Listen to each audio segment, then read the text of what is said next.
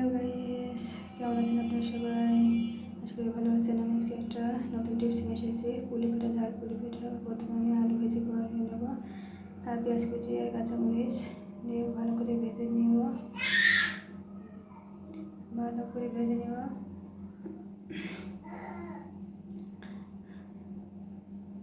জিরা, হাফ চা চামচ জিরা দিলাম, একটা তেজপাতা দিলাম, ভালো করে ভেজে নিলাম।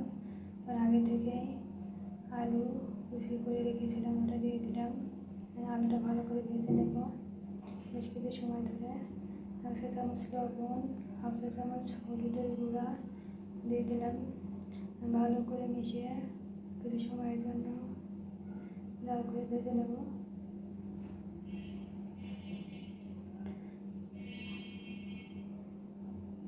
আর আলুটা প্রায় ভাজি করে হয়ে গেছে, দেখেন। আর কিছু সময় ধরে আলুটা নেড়ে নেব।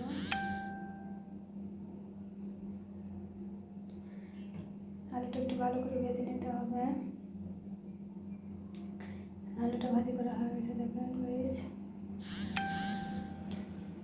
এখন আমি পিঠাগুলো বানিয়ে নেব। প্রথমে 1 কাপ পরিমাণ আটা নিয়েছি, নিয়ে হাফ চা চামচ লবণ দিলাম। গরম পানি দিয়ে হালকা করে মাখিয়ে নেব, একটা ডো তৈরি করে নেব। অল্প অল্প পানি দিতে হবে, পানি দিয়ে একটা ডো তৈরি করে নিয়েছি, দেখেন গাইস।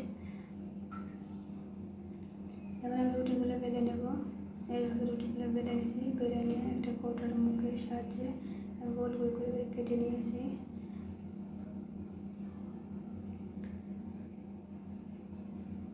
এইভাবে গোল গোল করে কেটে নিতে হবে, তাহলে পিঠাটা বানাতে সুবিধা হবে। আমি প্রথমে আগে এরকম করে গোল গোল করে ছোটো ছোটো করে কেটে নিয়েছি। তারপরে আমি পুলি পিঠাগুলো বানিয়ে নেব আলু ভাজি দিয়ে। পিঠার একটা সাজ ওটার উপরে ওই রুটিগুলো দিয়ে দিলাম, তারপরে মাঝখানে আলু ভাজিগুলো দিয়ে তারপরে পিঠাগুলো বানিয়ে নিলাম। একে একে সব পিঠাগুলো আমি বানিয়ে নেব। এইভাবে সব পিঠাগুলো বানিয়ে নেব এক এক করে। এইভাবে দেখো গাইস, আমি এইভাবে সব পিঠাগুলো বানিয়ে নিয়েছি। এইভাবে ঝাল পুলি পিঠা বলে এটাকে। আলু ভাজি, যে কোনো ভাজি ঝাল দিয়ে তারপর পিঠাগুলো আমি ভাজি করে নিলাম।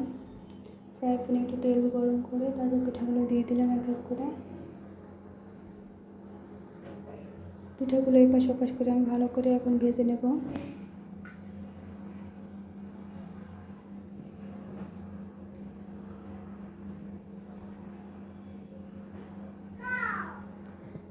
এইভাবে পিঠাগুলো এপাশ ওপাশ করে ভালো করে ভেজে নিতে হবে, তাহলে খেতে অনেক টেস্ট হবে।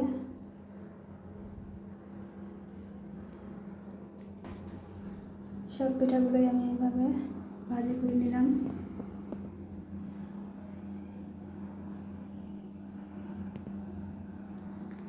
পিঠাগুলো দেখেন হয়ে গেছে। এখন পিঠাগুলো উঠাই নিব, আর বাকি যে পিঠাগুলো আছে ওই পিঠাগুলো আবার ভাজি করে নিব আমি।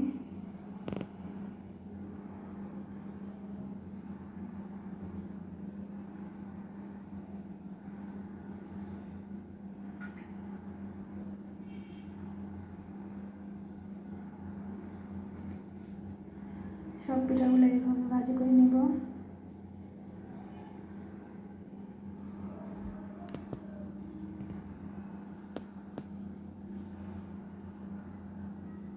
এপাশ ওপাশ করে ভালো করে ভাজি করে নিতে হবে, যাতে খেতে মচমচ হবে।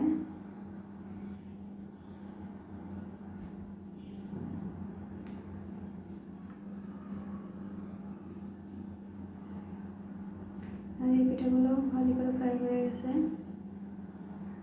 আমি পিঠাগুলো উঠিয়ে নেব, সব পিঠা উঠিয়ে নেব।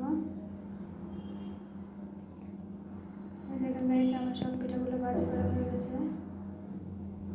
এইভাবে সব পিঠাগুলো এইভাবে ভাজি করে নিতে পারেন। আমার রেসিপি যদি আপনাদের ভালো লেগে থাকে, please like, comment, share channel subscribe করে দিবেন।